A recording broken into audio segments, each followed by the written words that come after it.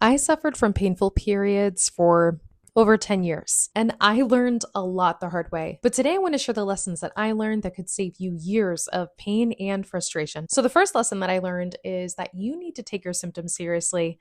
Your body is always speaking, and symptoms are the language of your body, from nausea to heavy bleeding to irregular cycles.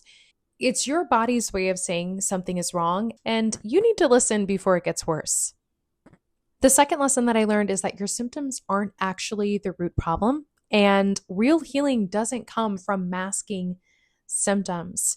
It comes from addressing what's really causing them. The third lesson that I learned is that doctors only think and are only trained one way. Most doctors are trained to diagnose and prescribe, whether that's surgery or medicine. They're not trained on how to nourish and restore your body. And while medicine and surgery can help temporarily, they should never be the first path to healing. The fourth lesson I learned because of that is that you are your own best advocate. You need to ask questions, you need to speak your concerns, you need to make sure that you're never dismissed, and you will never regret being thorough and researching thoroughly because your health and your future is worth fighting for. Your future family, your future children, they're worth fighting for. So never be afraid to speak up for yourself. The fifth lesson that I learned is that you need to invite God into your healing journey. And just a reminder, before you start Googling every symptom that you have, you need to stop and pray first. You need to ask God to guide you to the right path for healing for you.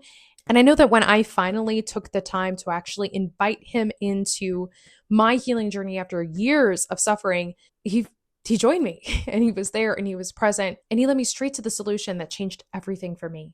The sixth lesson that I learned is that not everyone is going to understand your situation, and that is okay. Your family and your friends may not get it, but that doesn't mean that you're alone. There are millions of women out there who are suffering just like you and just like I was. You need to be patient, and God can use your pain to deepen your compassion for other people and your empathy for other people who are suffering. And that alone is a blessing.